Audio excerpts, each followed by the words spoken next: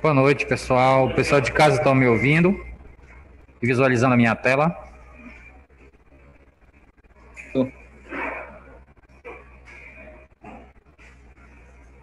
Certo? Estão ouvindo? Sim, professor. Ok. Na última aula nós terminamos aqui, eu acho que ficou, depois eu fiquei pensando um pouquinho, acho um pouco de dúvida. Um aluno fez a pergunta sobre a questão da isquemia, né, era o que a gente estava falando. Lembra que a gente está falando de adaptações celulares, e essas adaptações celulares, elas são relacionadas a uma mudança ambiental, a um fator ambiental, precisa ter um fator, isso a gente tem que ter conversado. E nós terminamos na última aula falando sobre o tipo de adaptação que a gente chama de atrofia, né, que é a diminuição do volume celular. E a pergunta era em relação à isquemia. Eu acho que depois eu dando uma olhada no vídeo, acho que ficou um pouco complexo de entender. A isquemia, ela significa a diminuição ou suspensão da irrigação sanguínea, tá? Numa determinada parte do organismo, né? Ocasionado, por exemplo, por uma obstrução ou por uma vasoconstrição, tá? Então, essa figura, ela demonstra muito bem o que é a questão. Então, há uma diminuição do suprimento sanguíneo, ou seja, a isquemia, e essa isquemia pode estar relacionada, como, por exemplo, por um trombo, pela presença da aterosclerose, que é esse acúmulo de gordura no capilar, tá? Então, a isquemia significa a diminuição desse fluxo sanguíneo. Isto pode influenciar, como, por exemplo, eu falei, na morte do tecido? Pode, dependendo do grau dessa isquemia, do grau dessa obstrução, tá certo? Então, é isso que eu queria deixar claro antes que a gente dê continuidade aqui à nossa aula. Então, vamos dar continuidade falando na atrofia. A atrofia, como nós vimos, ela é a diminuição, né, do volume celular ocasionado por algum fator. Então, a célula não vai se adaptar, a célula não vai mudar se ela não tiver um fator que esteja influenciando essa sua ação. Eu tenho a atrofia fisiológica, né, e tenho normalmente a atrofia patológica, que na maioria dos casos vai estar relacionado com uma determinada patologia. Então, quais são as principais causas dessa atrofia patológica? Então, pode ser uma nutrição inadequada, por exemplo, uma insuficiência proteica, né, uma insuficiência calórica acentuada. Então, nós vimos que isso pode ser, essa insuficiência nutricional, ela pode ser pela diminuição na oferta, como nós vimos na questão social, por exemplo, então, as crianças que não têm acesso a nutrientes adequados não vão ter um desenvolvimento adequado, tá? E pode ter origem em questões de absorção. Muitas das vezes eu oferto uma ingesta calórica adequada, mas o paciente não está absorvendo de forma adequada. Isso pode estar relacionado com patologias secundárias, pode estar relacionado com uma patologia específica. Vocês já pensaram se eu tiver, por exemplo, uma patologia na minha região gastrointestinal? Vocês acham que vai ter um prejuízo na absorção adequada de nutrientes ou não vai? Vai. Então, isso pode levar à questão de atrofia? Pode. Doenças como câncer, por exemplo, como eu falei para vocês, onde há toda uma modificação na absorção nutricional, há toda uma modificação de produção de substâncias pelos tumores que influenciam nessa perda de peso, nessa perda de massa muscular, que é em consequência da atrofia daquela célula muscular. Como nós vimos, não é só no músculo que vai acontecer a atrofia. Pode ter atrofia em algum órgão? Pode. Então, nós vimos lá na questão da cachumba que eu falei para vocês, o testículo pode diminuir de volume, tá?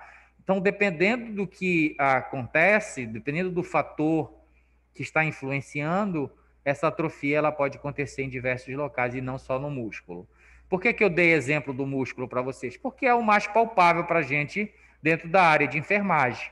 Eu vejo meu paciente acamado com uma determinada patologia e quando ele sai de lá, ele sai com perda acentuada de massa muscular, como nós conversamos na outra aula.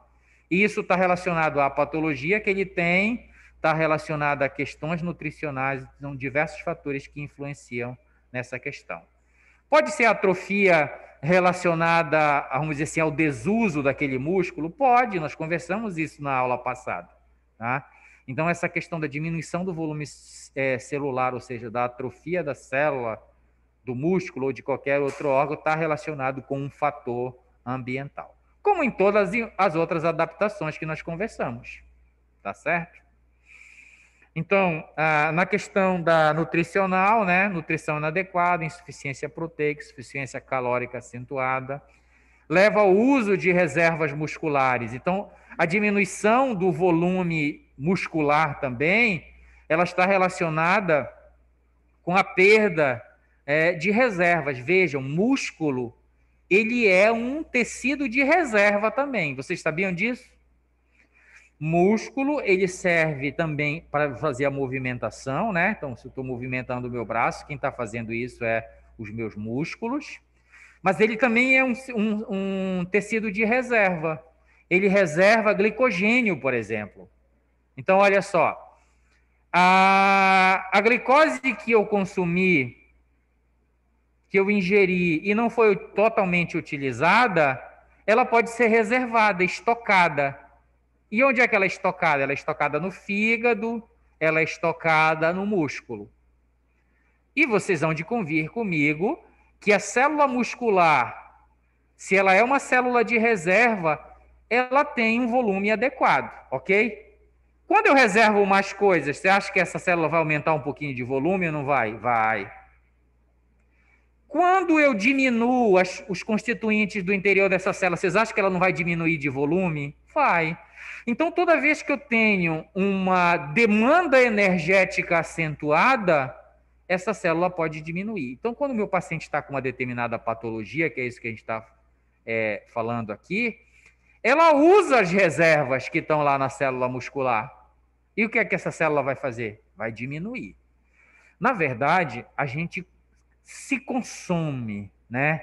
Então, vamos lá. Eu sempre gosto de contar para os meus alunos a história de que a gente consegue sobreviver por um determinado tempo sem nutrientes. Por quê?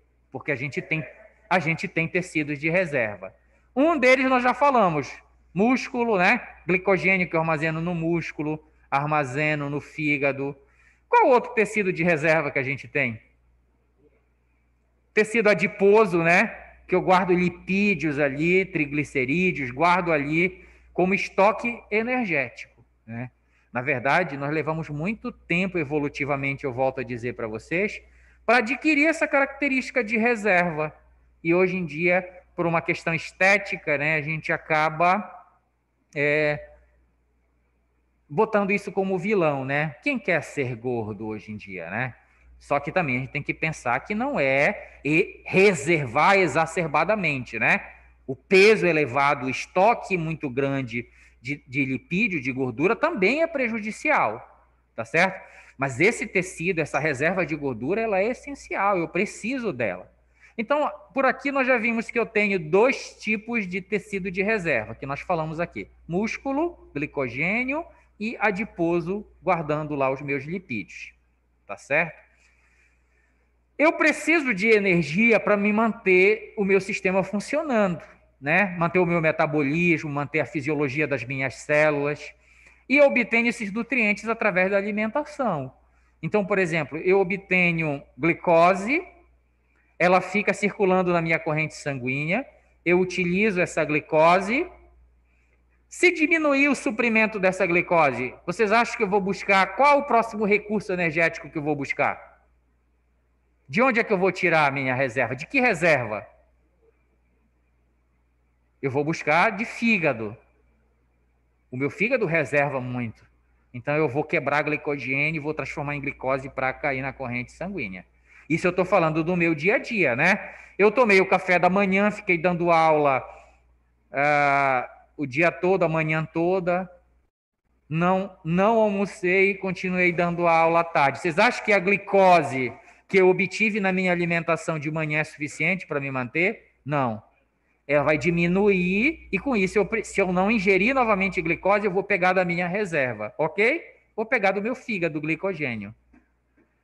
Continuo sem me alimentar, um jejum intermitente, vários dias. Agora eu vou criar uma situação. Me perdi no meio lá no mar, num bote, fiquei preso lá.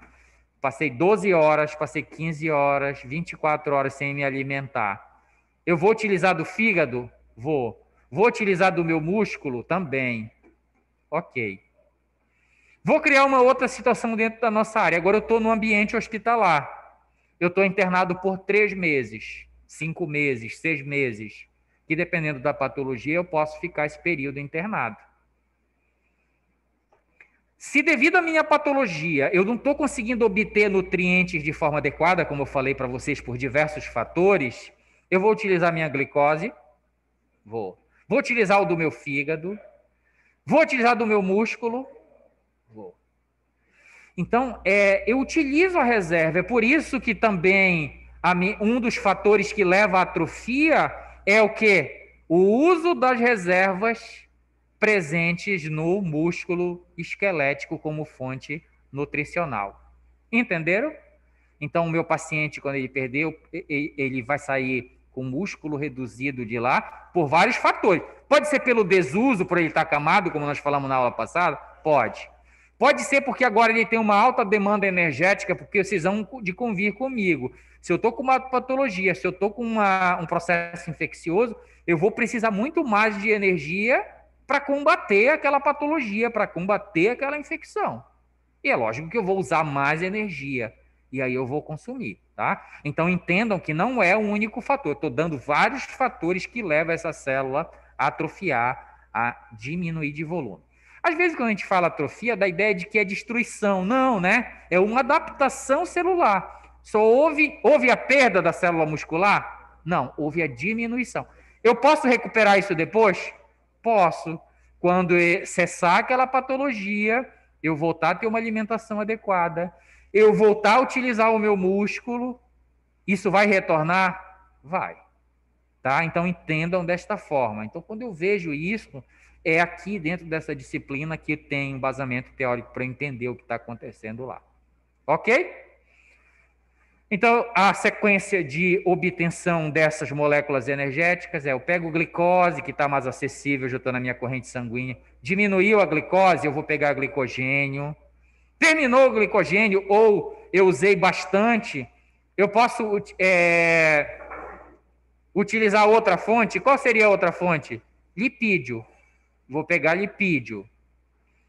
Vocês já entenderam por que é difícil emagrecer? Por que é difícil emagrecer?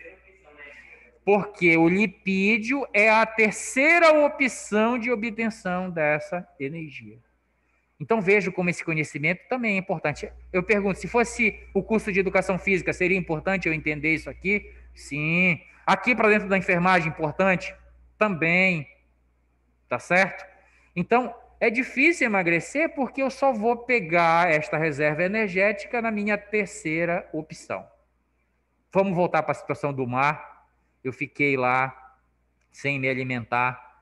Eu consigo sobreviver por um tempo, né? Tem casos aí que a pessoa, lógico, quando a gente encontra, ela está totalmente debilitada, mas não está morta, né? As reservas energéticas supriram a necessidade dela. Vai estar emagrecida? Vai, né? Utilizou todo o lipídio.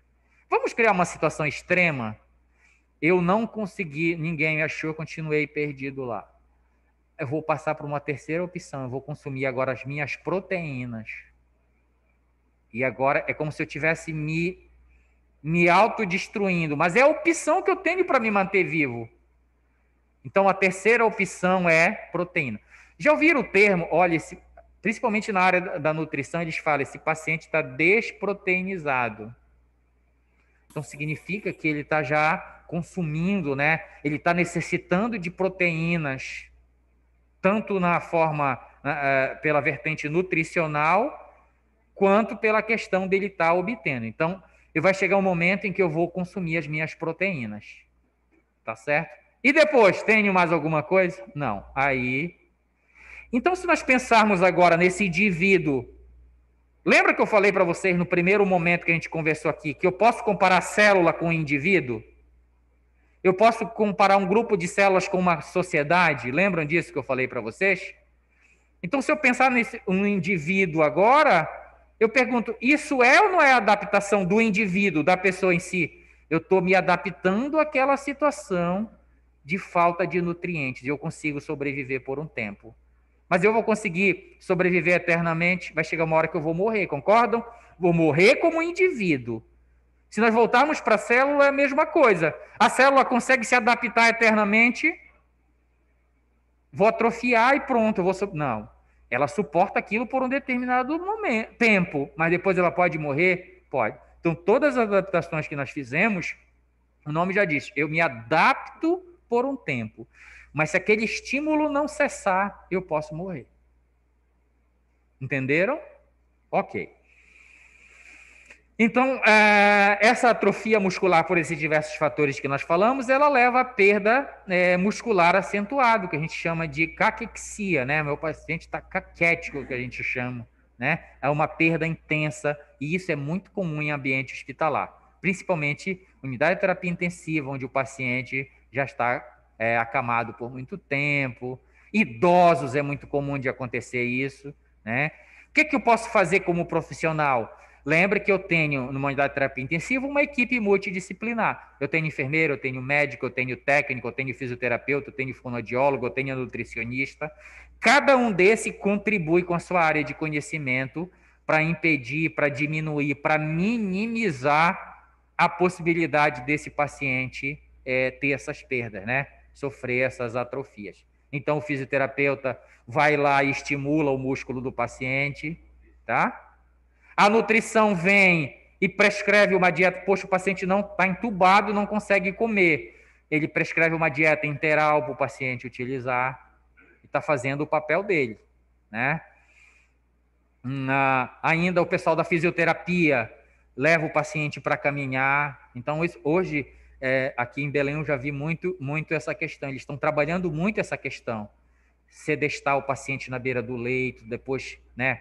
Fazer ele sentar na beira do leito, depois ele se movimentar. Lógico que tudo isso depende do quê? Da patologia que está cometendo ele. Então, por exemplo, se eu tiver uma laparotomia, meu abdômen todo aberto, não tem como esse paciente caminhar, vocês concordam comigo? E aí eu acabo ficando limitado naquela intervenção. Mas mesmo o paciente acamado, eu posso movimentar o braço dele, se ele for consciente, pedir para ele movimentar braço, perna. Tem umas bicicletas pequenininhas, uns pedazinhos que a pessoa vai fazer. Então, tudo isso é para minimizar. Então, eu estou antevendo, eu estou prevenindo para que esses fatores que a gente está vendo aqui não aconteçam, que é prejudicial, tá certo? Após cessar essa patologia, recuperar esse paciente, aí vai para uma fisioterapia, né, um reforço muscular, até você voltar normalmente às suas atividades corriqueiras do dia a dia, tá certo?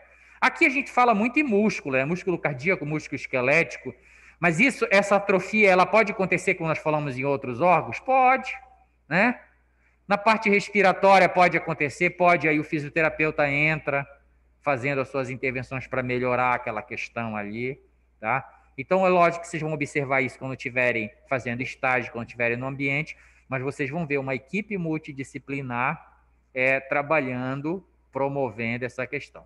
Vamos tentar nos colocar como enfermeiros? Qual seria o nosso papel na prevenção, por exemplo, da atrofia, por exemplo?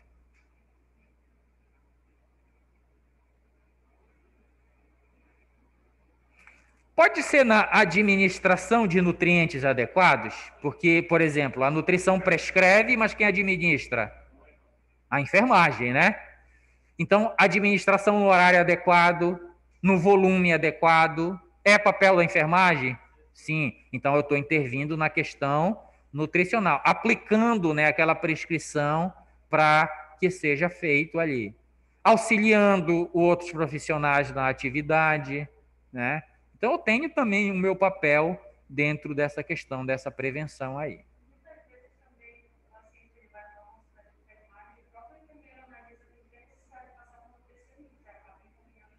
Sim, interessante que você falou. Principalmente na observação. A área da enfermagem é a área que mais detecta alteração no paciente. Por quê? Porque eu estou 100% do tempo. Uma unidade de terapia intensiva, a enfermagem está 100% ali com o paciente. É ela que detecta se o paciente está se alimentando, se está tolerando a dieta. É ela que vai fazer essas observações. É ela que, por exemplo, num ambiente fora do ambiente hospitalar, numa consulta, vai detectar. Você olha para uma criança, você consegue, né, identificar visualmente, examinando, acompanhando o cartão da criança, por exemplo. Lembra que acho que ainda existe, né, o acompanhamento pelo cartão da criança, que tem o gráfico de desenvolvimento de peso. Se essa criança passa para o gráfico abaixo do peso, eu pergunto, é ou não é uma chamada de atenção que você tem ali? E lógico que você vai fazer uma intervenção. Não é da tua competência, encaminha para um outro profissional, nutricionista. Ou então orienta, né? Que é algo que é feito muito dentro da enfermagem, é a orientação. Né? Mãezinha, tem que melhorar a alimentação dessa criança. Então, vou lhe encaminhar para uma nutricionista para melhorar. Porque, olha, ela está diminuindo de peso, enfim. Tá? Então, a gente tem que se colocar com um olhar amplo, visualizar o ambiente onde você trabalha e a intervenção que todos os profissionais farão e se colocar também dentro da sua área lá dentro, fazendo a sua funcionalidade. Então, essa aqui seria uma atrofia patológica. A atrofia patológica também pode ser decorrente do envelhecimento, né? Que a gente chama de atrofia senil. Quando nós envelhecemos, nós perdemos massa muscular, né? Eu lembro do meu pai. O meu pai era musculoso. Por quê? Porque vivia fazendo atividade, né? Dia a dia de trabalho dele, ele envelheceu, ele perdeu toda a massa muscular. Toda não, né? Mas diminuiu grande devido à idade, devido parar de fazer aquelas atividades que ele exercia fisicamente todo dia, tá certo? Então, a atrofia, a diminuição do volume dessa célula, ela pode ser pelo envelhecimento, atrofia senil. E quanto mais velhinho vai ficando, mais a gente vai ficando atrofiado, né?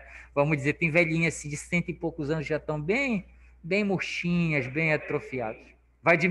Diminui, né? Inclusive de altura, vai se curvando, tá certo? Então, isso a gente chamaria de atrofia. É interessante que essa atrofia aconteça, por que a gente coloca ela como patológica? Porque eu tenho que, se eu sei que quando eu envelhecer, minhas células vão atrofiar, eu pergunto, eu vou melhorar a minha nutrição na velhice? Vou.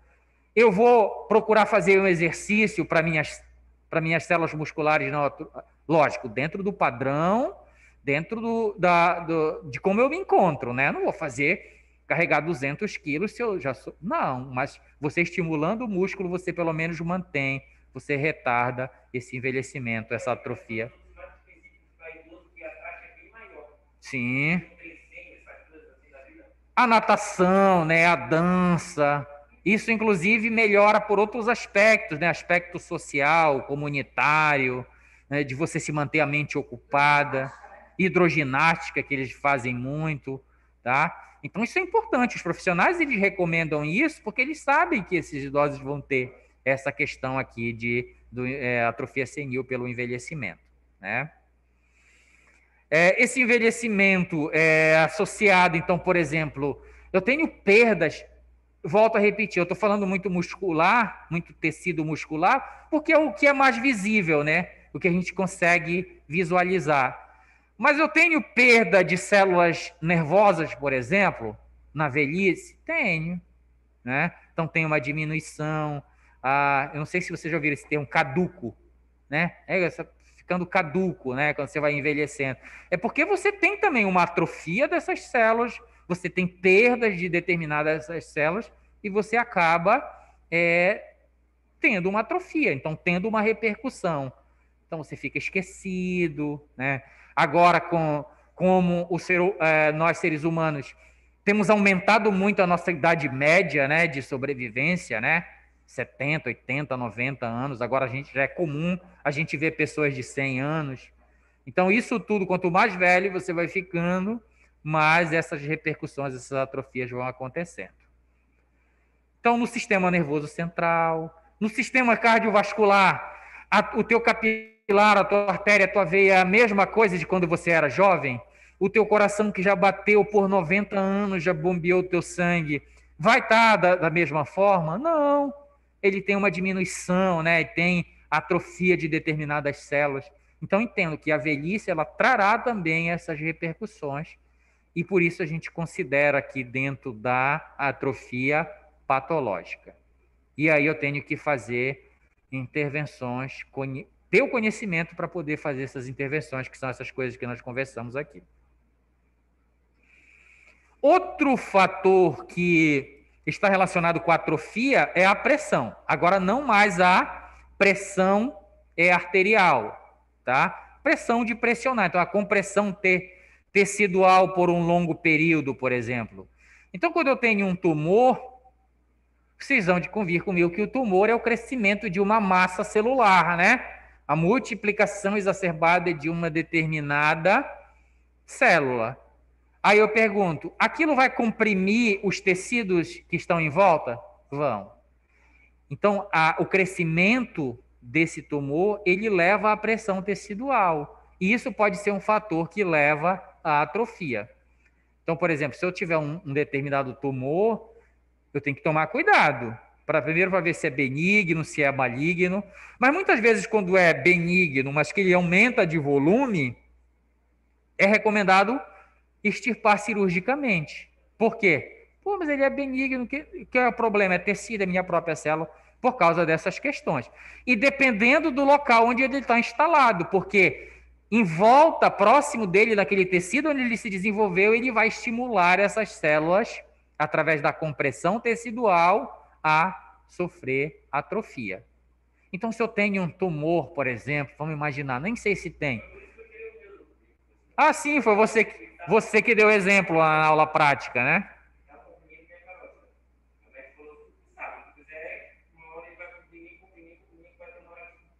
Pode desmaiar, né?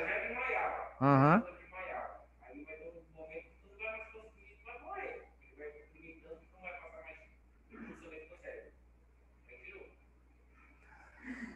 Então, por exemplo, no teu caso era o pescoço que te traria uma repercussão. Mas, por exemplo, um tumor benigno num órgão importante, por exemplo. Vamos dizer, eu tenho um tumor na tireoide.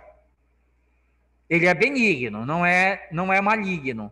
Mas eu pergunto, se ele permanecer ali, ele vai induzir as células da tireoide a atrofiar? E esse órgão, essas células atrofiando, ela pode perder a funcionalidade? Pode. Vocês estão entendendo o motivo de ser retirado, de ser extirpado? É porque a compressão, né? Então, a pressão não leve aqui pressão arterial. É pressão relacionada à compressão tecidual produzido, por exemplo, por um tumor benigno, que leva à atrofia dos tecidos circundantes. Perfeito, exatamente.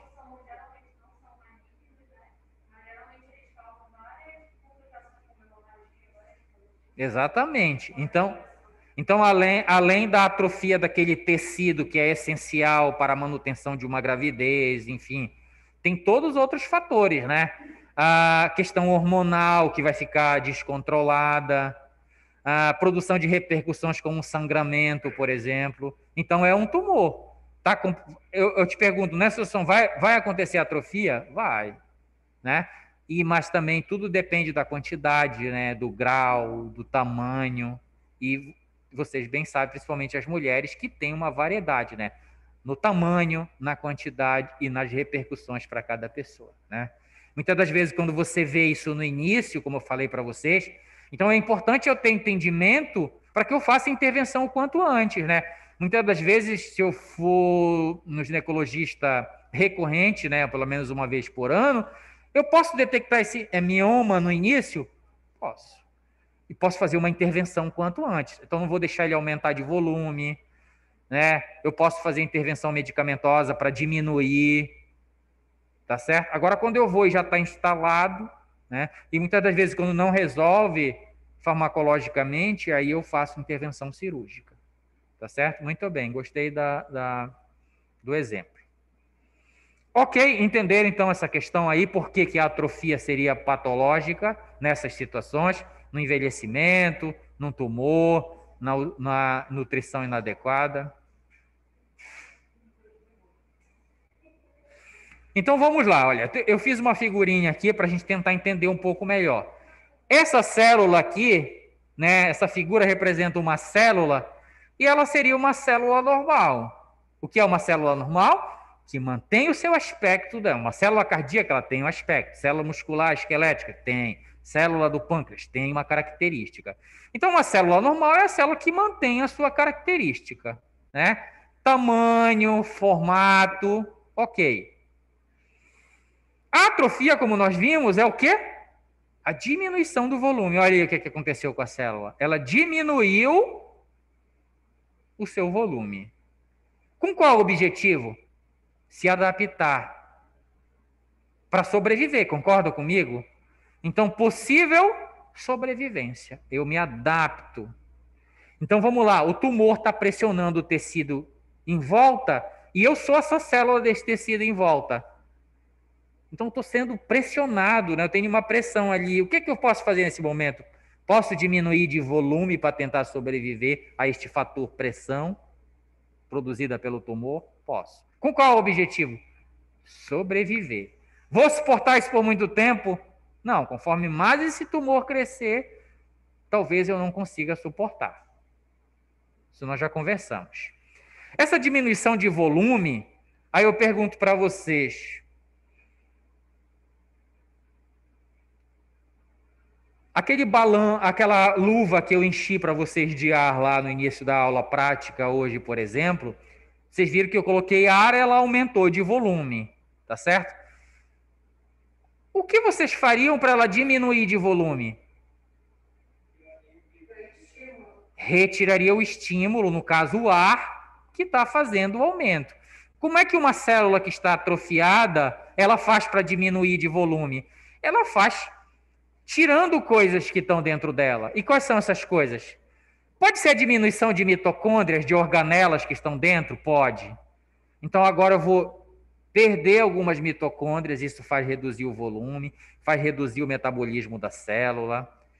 Se for, por exemplo, uma célula muscular, que nós acabamos de falar, ela pode diminuir os seus filamentos que formam as fibras musculares. E aí ela vai diminuir de volume. O inverso acontece na hipertrofia. Então, eu vou romper essas fibras, eu tenho um reparo e elas vão se moldando ali para aumentar. É um dos fatores que leva ao aumento do volume celular. Aqui, no caso, é o contrário. Há perda, né? Diminuição desses filamentos e a célula vai reduzindo. Então, eu reduzo retículo endoplasmático, por exemplo. Eu diminuo os conteúdos de dentro da célula e isso permite com que eu reduza o meu volume. Então, eu tenho 50 mitocôndrias, eu diminuindo de volume, posso viver com 10? Consigo. E aí eu vou perder as outras. Posso diminuir o meu retículo endoplasmático? Posso. Posso diminuir os meus 1000 filamentos, no caso das células musculares? Posso. E aí o volume consegue reduzir. Então, quando em determinado momento eu falei para vocês que o que nós vamos ver, a patologia que nós vamos ver, ela tem origem molecular, ela tem origem celular e tecidual, para eu poder ter a repercussão do órgão, é nisso que eu estava falando para vocês. Então, a atrofia, que é uma adaptação, ela tem origem molecular de perda de organelas. Essa perda, vai ter repercussão celular? Vai, com a diminuição do volume, como a gente está falando aqui.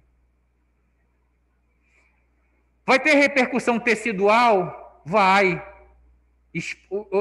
Vai haver uma diminuição tecidual e, consequentemente, no órgão, que vai diminuir de volume. Então, a atrofia em alguns órgãos vai levar à diminuição do órgão? Vai. Lembrem da cachumba que eu falei para vocês, que quando ela se instala no testículo, ela pode levar à diminuição deste órgão, por causa da atrofia celular. Pode ser momentâneo ou pode ser persistente. Persistente significa que a atrofia foi tão acentuada ou que o micro-organismo causou dano naquelas células daquele órgão que ele acabou diminuindo de volume. Tá bom? Ok. Até aí. Sim, A outra adaptação é a metaplasia. Tá? A metaplasia, então vejam só, nós já vimos algumas alterações, aumento de volume, diminuição de volume, multiplicação das células, e agora nós vamos falar da metaplasia. O que é a metaplasia? É uma alteração reversível de uma célula. Então, a metaplasia, se eu pudesse definir para vocês, é a substituição de uma determinada célula por um outro tipo de célula. Tá? Então, é uma alteração reversível de uma célula adulta que é substituída por um outro tipo celular. Olha aqui um exemplo aqui na figura para tornar mais fácil aqui. Imagine que isso daqui é o epitélio do trato respiratório, por exemplo. Tá? O epitélio do trato respiratório, da mucosa respiratória, ela é constituída por essas células aqui, ó, que a gente chama de epitélio colunar. Tá vendo aqui, ó? Elas são células como se fossem colunas que se agrupam formando aquele epitélio. Embaixo, no tecido mais aprofundado, eu tenho o que a gente chama de células de reservas ou células que ficam numa camada um pouco mais basal. Tá vendo aqui, ó, membrana basal, e essas células ficam aqui. Então, o que é normal ter no trato respiratório? É ter as células epiteliais colunares normais. É disso que é constituído o meu trato respiratório, dando um exemplo para vocês. Se essas células forem destruídas, elas podem ser substituídas por essas de reserva momentaneamente? É o que está acontecendo aqui, tá vendo? Houve a destruição dessas células normais colunares e elas foram substituídas por um outro tipo celular adulto, tá? Célula adulta morreu, outra célula substituiu. Ela ocupa o espaço, mas não a funcionalidade da célula. Porque vocês vão onde convir, que eu, como indivíduo, tenho uma função. Se eu sou substituído por um outro indivíduo, ele vai ter uma outra função. Mas a função é proteger momentaneamente. Vou dar um exemplo mais palpável. Eu sou fumante inveterado, 30 anos fumando. As minhas células colunares, elas podem ser destruídas por esse fumo por um longo período. E aí o que substitui? Essas células aqui, ó. Então, isso que a gente chama de metaplasia. É a substituição de uma célula constituinte daquele tecido, houve a perda e a substituição por uma outra célula. Se essa destruição for temporária, eu tenho a possibilidade, em alguns casos, se não for muito abrupto, deste epitélio se reconstituir. Mas se eu permanecer fumando por 30 anos, você acha que essa célula vai se reconstituir? Não. Porque quando ela tenta se reconstituir, eu destruo ela novamente. Por isso que perde. Porque tem uma funcionalidade. Essa substituta aqui, ela só tem a função de proteger. Poxa, eu estou tomando o lugar aqui porque essa foi destruída. Tá? Então, por exemplo, essas células do epitélio respiratório, ela tem, vou dizer duas funções para vocês. Produzir muco porque é mucosa, né? Daí vem o nome mucosa. As nossas mucosas são úmidas. Quem produz essa umidade, esse muco? Essas células aqui, ó. Vocês acham que essa célula que substituiu ela tem condições de produzir esse muco? Não. Uma outra função. A célula do meu trato respiratório, ela varre para fora, né? Ela tem umas fibras superficiais, que esse é o nome agora o termo, mas que a função dela é cílios. Elas são células ciliadas e a função dela é varrer, ó, de dentro, então tenta entrar e ela joga para fora. Associada com o muco, protege o meu trato respiratório. Então entrou uma fuligem, entrou um pólen, entrou um micro-organismo, eles ficam presos no muco. Nós falamos isso lá na imunologia, quando a gente falou de elementos da imunidade inata. Muco, células ciliadas, elas fazem parte da imunidade inata. Toda vez que tenta adentrar o meu sistema algo estranho, fica retido no muco e essas células varrem para fora. Associado ao meu reflexo da tosse, eu posso expelir isso, concorda comigo? E aí a célula está ali, constituindo o tecido e cumprindo a sua função.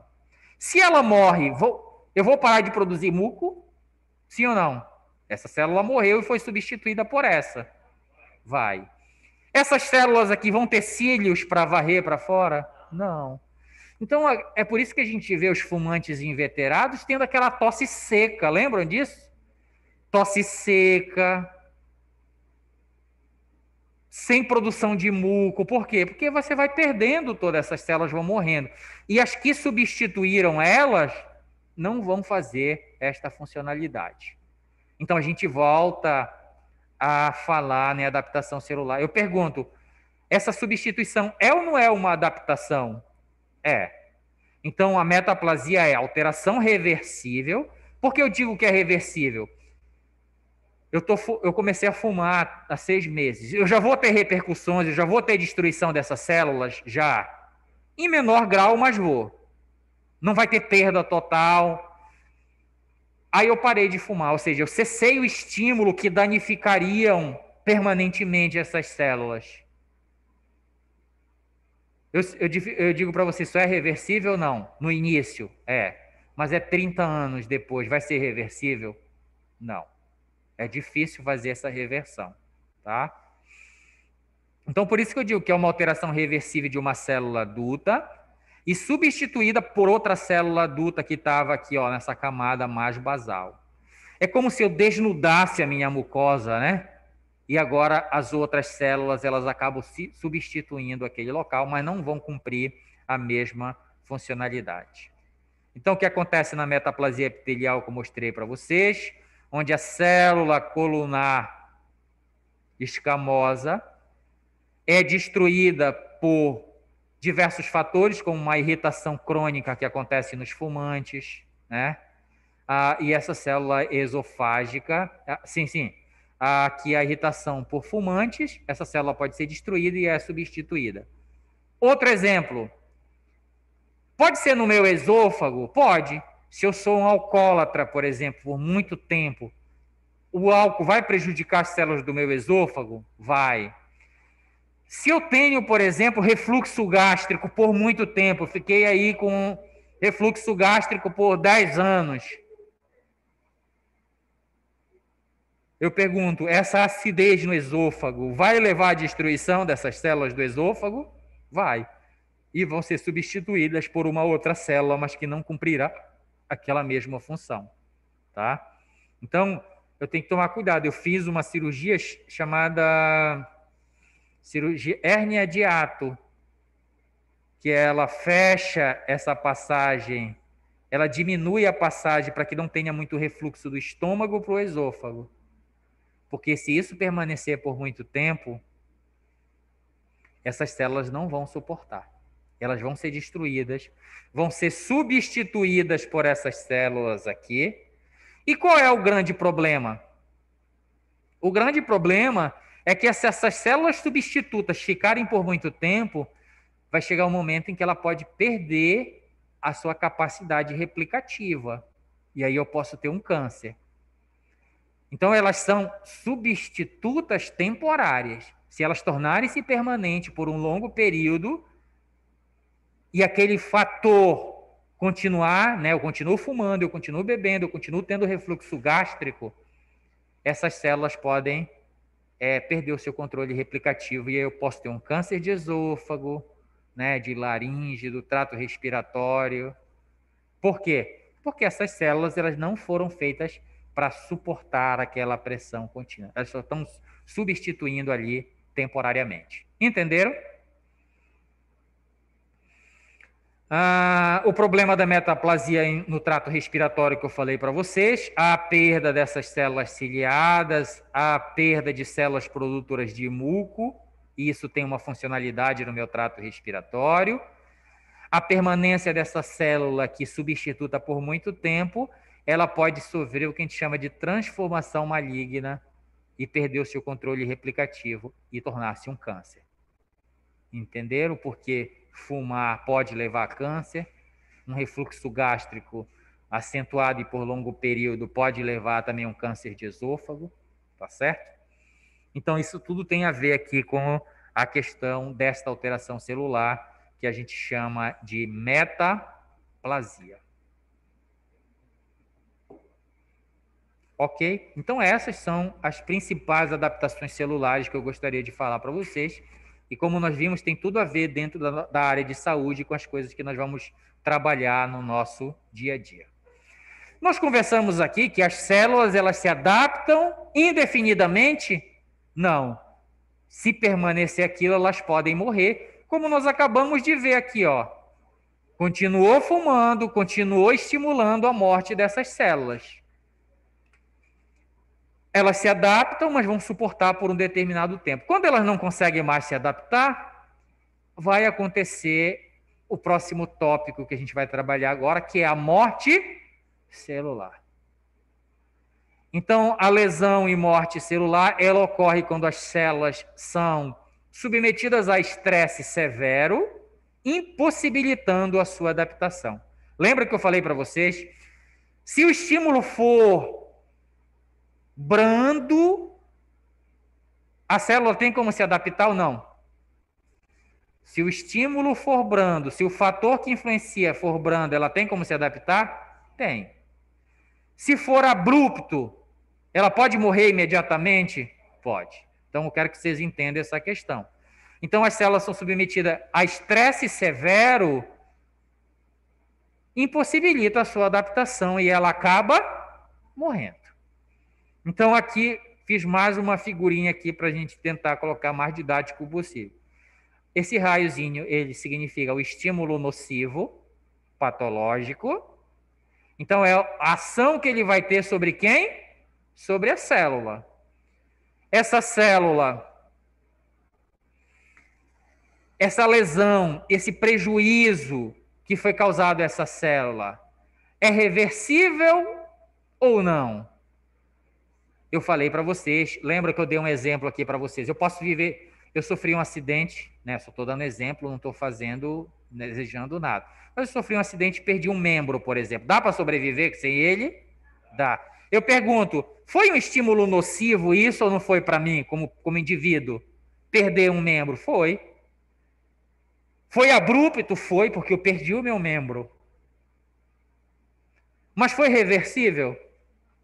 Eu perdi o membro, mas eu digo para o meu sistema todo, para eu como indivíduo, foi reversível? Eu morri como indivíduo? Não.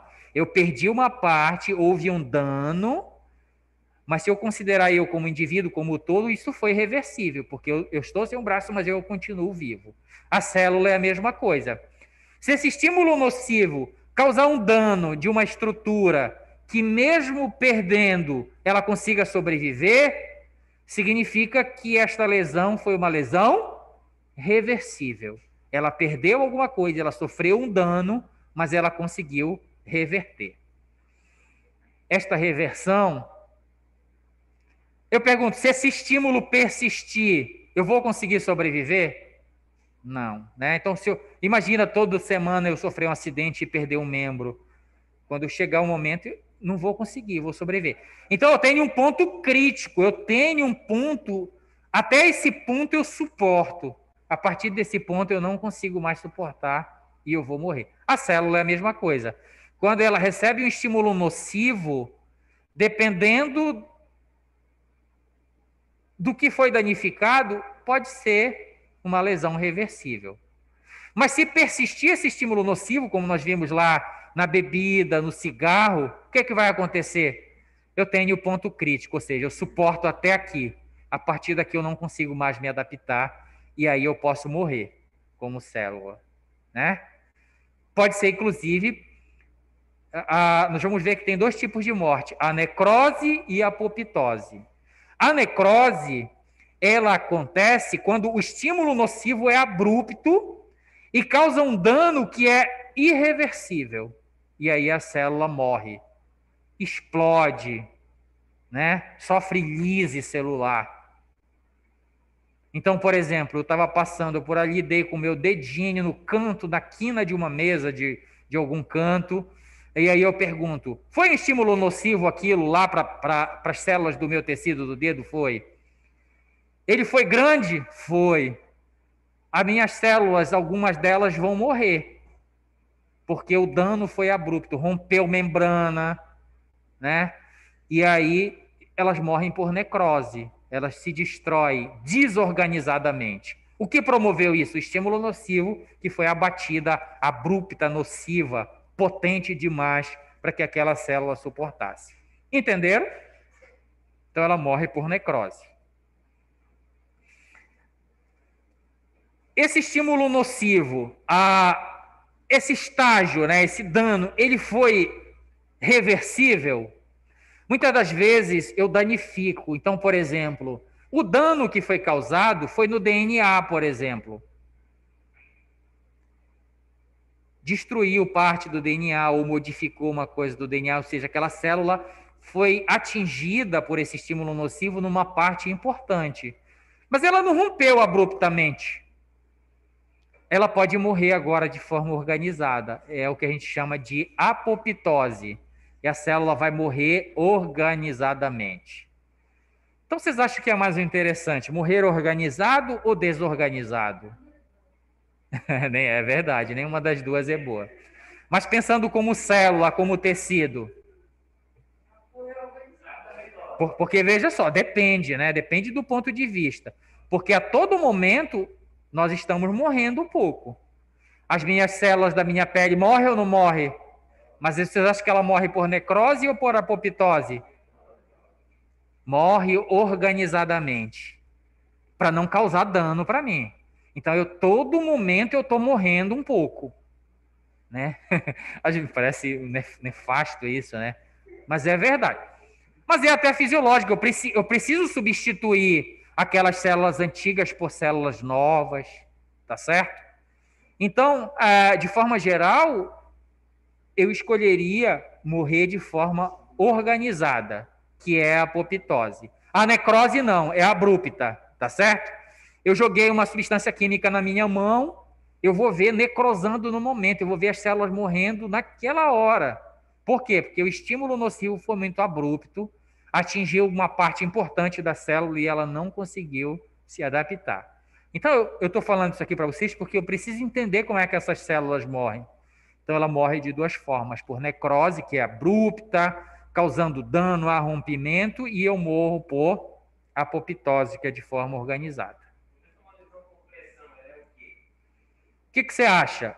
Pensando aqui, você acha que uma úlcera, né, de decúbito por pressão, uma escara de decúbito, vocês acham que ali está morrendo? Vamos pensar nessa situação, né? Conversando aqui nessas adaptações que nós falamos.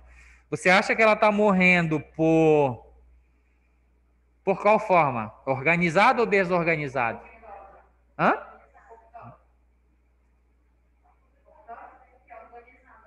Não, a apoptose é organizada. A necrose, ela é desorganizada. Normalmente por necrose. Tá? Qual é o estímulo nocivo? Vamos pegar essa situação aí. Qual é o estímulo nocivo que está levando esta célula a morrer? Oxigenação inadequada. Que mais? A compressão, ela é a causa inicial que impede com que oxigênio e nutrientes vá adequadamente para aquelas células. Lembra que eu falei do meu cotovelo? Proeminência óssea, eu ficar aqui 7 horas, um dia, um mês, lembra do acamado? Nesta mesma posição, você acha que essas células pressionadas aqui vão ter acesso de irrigação sanguínea adequada? Não. Vejam, a abertura de escaras não é esta única causa. Não é só a falta de oxigênio, não é só a falta de nutrientes. Tem diversos outros fatores envolvidos, tá certo? Mas aqui nessa situação, para a gente entender, essas duas seriam. Então, se não passa oxigênio, se não passa nutriente, eu pergunto, eu fiquei 7 horas aqui, a célula vai morrer ou ela vai tentar se adaptar? 7 horas. Tentar se adaptar. Opa, tirei a compressão. Ela volta? Volta. Fiquei 2 meses lá. Tem como ela se recuperar? Ela vai se adaptar inicialmente, né? Tanto que eu não vejo a lesão abrindo nos primeiros dias, né? O que é que eu vou ver? Eu vou ver no decorrer do tempo. Edema, epiremia, não é isso? Nós vamos conversar um pouquinho mais para frente sobre isso. Isso é indicativo de quê? De que aquele tecido está recebendo as condições adequadas para sobreviver? Não. Então, 2 meses, 3 meses, então a célula adapta por um tempo, mas depois ela morre. E aí você acha que ela vai morrer? Esse estímulo, falta de nutriente, esse estímulo, falta de oxigênio, vai fazer com que essa célula morra organizada ou morra abruptamente? Abruptamente. E ela vai romper e ela vai lisar. E aí eu vou dizer o grande problema para vocês. Porque se morresse uma célula e eu tivesse a capacidade de retirar essa célula morta, ok. O problema é que morre uma e o conteúdo de dentro da célula que morreu vai matando as outras. Morreu uma, que mata 2, que mata 4, que mata 8. Por que o conteúdo de dentro da célula mata? Porque lá eu tenho enzimas. Já ouviram falar em caixa de Pandora? Que é uma mitologia, alguma coisa assim, que diz que a origem do mal na Terra, ela veio de uma caixa que foi lançada e que foi se abrindo e dispersando todos os males. A nossa célula nada mais é também do que uma caixa de Pandora. Lá dentro dela tem coisas que podem causar danos, inclusive para ela própria e para outros indivíduos, como as enzimas, por exemplo. Então, quanto está lá dentro do teu citoplasma, sem problema. É necessário, inclusive, para se manter sobrevivendo. O problema é quando você rompe, aí essas enzimas saem. E aí pode lisar a célula do lado? Pode. Ela vai morrer por necrose. Então, isso daqui vai se avolumando, como eu falei para vocês, de forma exponencial. Uma que mata 2, que mata 4, que mata 8, que mata 16. E se eu não fizer uma intervenção, isso vai se expandir indefinidamente. Tá? Então, por exemplo, quando tem uma escara de decúbito, eu tenho que fazer uma intervenção. Qual a intervenção que nós faríamos na enfermagem para diminuir isso daí? Mudança de decúbito para as proeminências ósseas não ficarem em contato com superfícies rígidas e não promover a morte celular. Ok, mas em algumas situações não dá para fazer isso. O paciente está muito grave e aí ele acaba abrindo essa lesão. Aí eu começo a fazer intervenções. Curativos, biológicos, placas, enfim, uma diversidade de coisas que eu posso intervir. Pode ser cirúrgico? Pode. Gente, alguém trabalha na área e já viu uma escara de decúbito? Tem lesões que, por exemplo, aqui nessa região coxigeana, nessa região sacra, eu vejo a coluna vertebral da pessoa. Principalmente em idade de terapia intensiva. Então, muitas das vezes, eu preciso fazer intervenção cirúrgica, eu preciso tirar aquele tecido necrosado, lembra disso?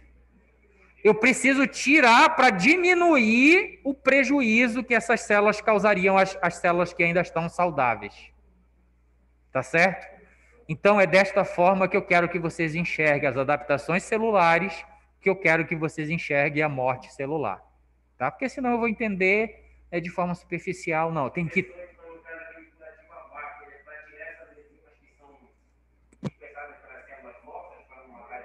Não.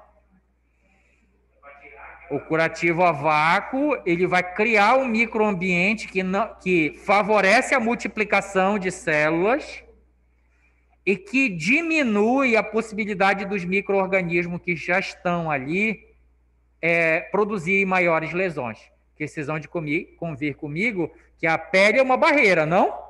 Se eu rompo essa barreira, agora está aberto para possíveis infecções. Então, a origem da lesão da minha morte foi quem? A falta de suprimento de oxigênio e de nutrientes. Mas essa lesão agora aberta pode piorar por uma infecção secundária, por um micro-organismo? Pode. E vai acontecer. Já pensou uma escara na região coxigeana? Ela está muito próximo do gastrointestinal, do ânus. Fezes tem bilhões de micro-organismos. E micro-organismos, alguns deles patogênicos. Vão cair na ferida e vão piorar. Então, como nós falamos lá na aula prática, quanto antes eu fizer a intervenção... Geralmente acontece isso com o paciente está acamado. Sim. Porque ele defeca na fralda, né? Então, assim, é uma faca de dois gumes. Às vezes eu estou nadando contra a corrente, né? Que o paciente está com diarreia, por exemplo. E aí...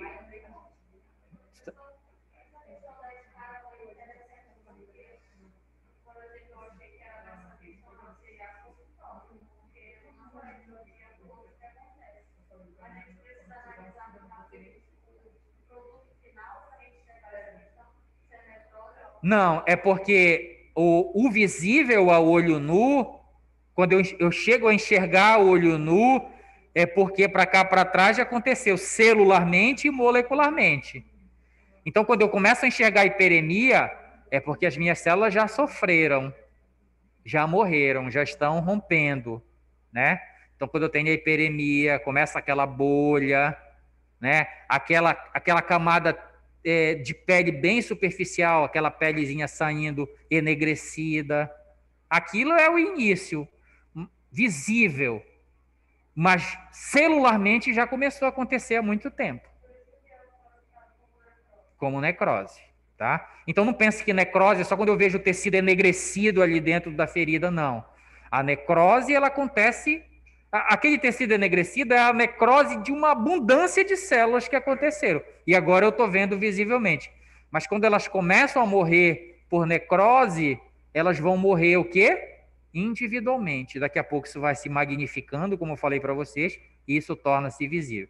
Se eu tivesse a potencialidade de olhar microscopicamente, eu já veria essas células morrendo, mesmo quando visivelmente ainda não é possível ver. Ok?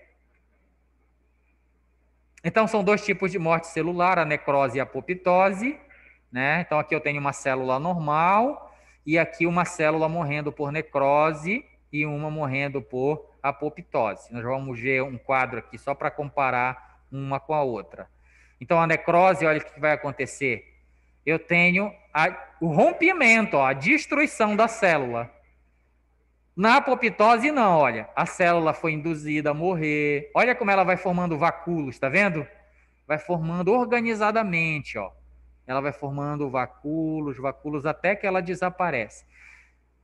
Coloquem, procurem um vídeo de necrose e apoptose. Vocês vão ver que a apoptose, a célula começa a tremer, daqui a pouco ela faz isso aqui, ó, desaparece. Mas são esses eventos microscópicos que estão acontecendo. Se eu pudesse ver um vídeo de necrose, eu veria o que? A célula arrebentando, rompendo. Tá certo? Então, ela difere quanto à morfologia, mecanismos e papéis que desempenham na fisiopatologia. Então, aqui eu trouxe um quadro só para a gente olhar. Ó, característica da necrose e da apoptose. Então, quais são as características que eu posso observar? Olha, o tamanho da célula. Na necrose... há um aumento do volume, e às vezes esse aumento, esse edema, esse aumento de volume é que leva ao rompimento. O influxo de líquidos para dentro da célula.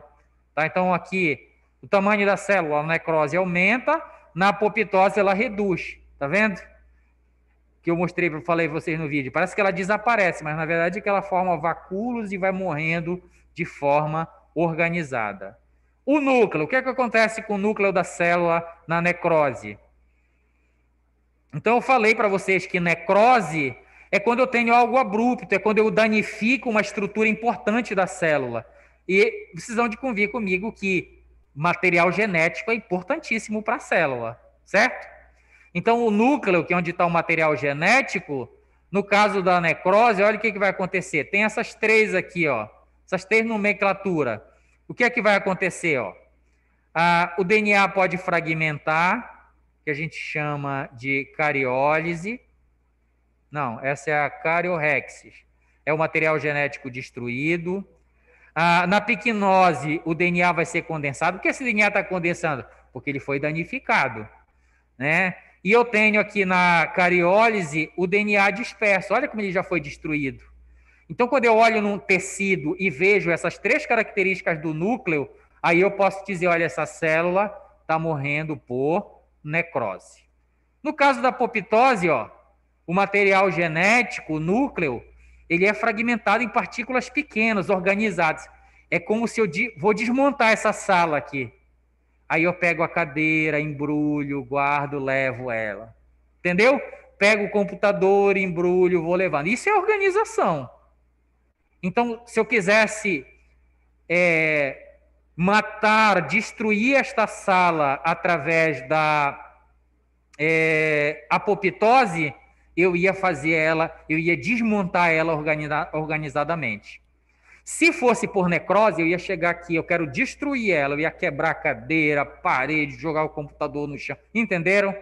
Então é uma analogia que a gente faz aqui. Na necrose é desorganizado, é bagunçado, é abrupto.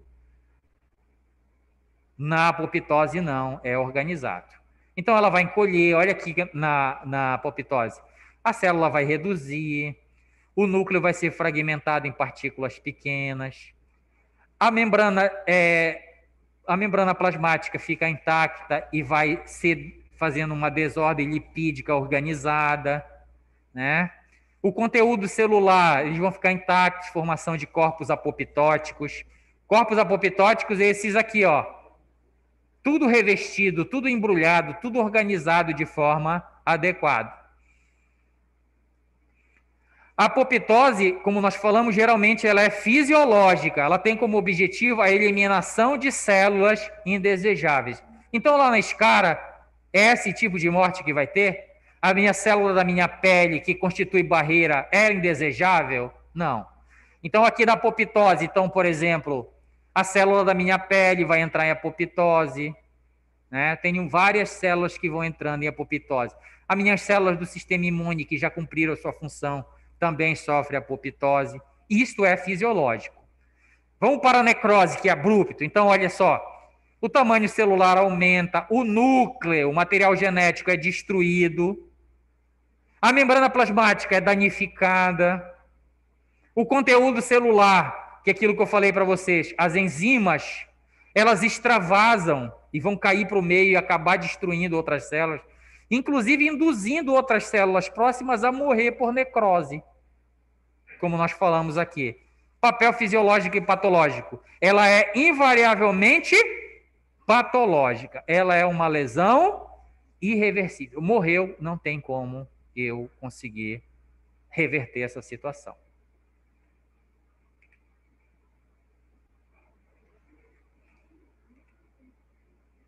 Vamos só finalizar isso aqui para a gente, no próxima aula, já entrar em outro assunto, tá? Então, aqui, ó, lesão, morte celular, tipos de morte celular, as principais causas, nós já vimos. Necrose é dano severo. Então, o que que leva a necrose? Dano severo à membrana plasmática e lisossomal, e ela é sempre patológica. A apoptose, normalmente ela é induzida por dano no material genético. Então, quando danifica o material genético, por exemplo, radiação ultravioleta, ela danifica o material genético. E aí essa célula agora pode entrar em apoptose, de forma organizada. Agora eu pergunto, se eu manter incidindo ultravioleta direto, com uma potência muito grande, essa célula pode morrer? Pode, tá? Então, a apoptose, acontece normalmente dano no material genético, acontece a dissolução nuclear sem perda da integridade da membrana. Olha lá, minha membrana está íntegra, né? Normalmente ela é fisiológica e, eventualmente, é patológica. Como eu falei aqui no ultravioleta, se persistir aquilo, a minha apoptose pode transformar-se de forma patológica. Causa das lesões celulares, nós já conversamos aqui, ó. Pode ser ausência de oxigênio, a hipóxia que eu falei para vocês? Pode. Então, lesão promovida pela redução de oxigênio, né, respiração aeróbica oxidativa. Exemplo, insuficiência cardiorrespiratória. Então, se eu não estou obtendo oxigênio adequado, pode induzir as minhas células a sofrerem lesão? Sim, e a morrerem consequentemente. Anemia, intoxicação por monóxido de carbono, né? Que é aquele caso que acontece em shopping, por exemplo, que os carros ficam ligados e não tem uma exaustão, o monóxido de carbono fica lá. Então, eu acabo inalando, se liga lá nas minhas hemácias e agora eu não tenho mais troca de oxigênio. E aí, por isso, eu acabo morrendo. Então, dependendo da gravidade dessa hipoxemia, as células elas podem se adaptar ou pode morrer. Agentes físicos também que causam lesões celulares. Trauma mecânico, que eu dei exemplo aqui, que eu dei com o meu dedinho no canto, aqui na quina da mesa, né? Temperatura extrema, eu queimei a minha mão num vapor ali. É uma forma de causar lesão na célula? Sim, né? Temperaturas extremas como queimadura ou frio intenso, lembra que o frio também pode causar dano, tá? É o quente e o frio. Pressão atmosférica, radiação ultravioleta, como eu falei para você, choque elétrico, tá? Outro que causa lesão celulares, agentes químicos, né? E drogas. Então, o arsênico, cianeto, mercúrio, lógico, e tem alguns agentes químicos que são mais perigosos do que outros, né? Mas eu tenho moléculas que são benéficas, mas também pode causar dano, como a glicose, por exemplo. Nós acabamos de ver no início da aula que ela é boa, nós necessitamos dela ou não, mas de uma quantidade adequada. Então, se eu tiver a glicose aumentada, ela pode levar a lesão direta. Então, é interessante eu ter muita glicose na minha corrente sanguínea? Não, porque ela pode levar a lesão dos meus capilares. Certo? Entendeu o porquê ou não? Você fez meio assim? Por causa da osmose, né? Então, quando eu tenho uma solução hipertônica, ela pode causar dano. Esse é um dos fatores. Ela permanecendo por muito tempo, ela pode induzir inflamação, por exemplo. Então, por isso que eu posso ter os diabéticos precisam controlar essa quantidade de glicose no sangue, senão elas vão danificar capilares. Imagine eu danificar um capilar importantíssimo do meu olho. Pode levar a cegueira? Pode. Quem promoveu isso daí? A glicose. Mulheres que fazem a parte estética. Quando você tem uma varize, uma varize, capilarzinho, né, que aparece lá, você vai lá no esteticista, no médico, o que é que ele injeta lá para matar esse vaso? Glicose hipertônica, né? 50%, 70% de concentração. Por aí a gente tira. Glicose mata capilar ou não mata? Mata, destrói ele. Então é por isso que na patologia diabetes eu tenho que controlar a quantidade dessa glicose. Porque glicose, apesar de ser benéfica em excesso, ela causa dano vascular. Então pode causar cegueira, pode causar diversas. Então a glicose, que é uma molécula boa, é um agente químico, mas depende da quantidade. Causar lesão direta, alteração na hemostasia eletrolítica das células. Oxigênio é bom para a gente ou não? Nós não vivemos 5 minutos sem ele, mas em quantidade controlada, né? Em altas concentrações, o oxigênio é altamente tóxico. Então, eu estou com o meu paciente com um catéter de O12, eu posso colocar 20 litros por minuto, eu acho, para ele respirar lá? Não, eu vou intoxicar ele. Queima, né? Destrói tecido, né? Então, eu vou colocar ali 1 litro, 2 litros, só para dar um suporte a mais de oxigênio, porque ele está precisando no momento. Quando ele não precisar mais, eu retiro, tá? Tentem fazer um exercício. Coloquem o rosto para. Não façam isso, que é perigoso. Do ônibus, ou num ambiente assim, quando tem muito vento, eu não fico com dificuldade de respirar. Então, o excesso de oxigênio, o excesso de ar, ele vai te causar problema. Então, o que eu queria deixar aqui como mensagem final é que até moléculas que nós necessitamos, elas podem causar lesões celulares, tá? Como exemplo da glicose e do oxigênio. Tudo até a água em excesso é prejudicial. Ok, pessoal? Então, por hoje é isso. Agradeço a presença de vocês. Oi?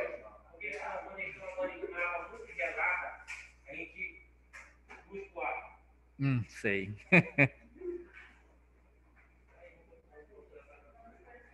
Ok, pessoal de casa, alguma dúvida? Não. Então tá, por hoje é isso. Agradeço a presença de vocês. Até a próxima. Boa noite.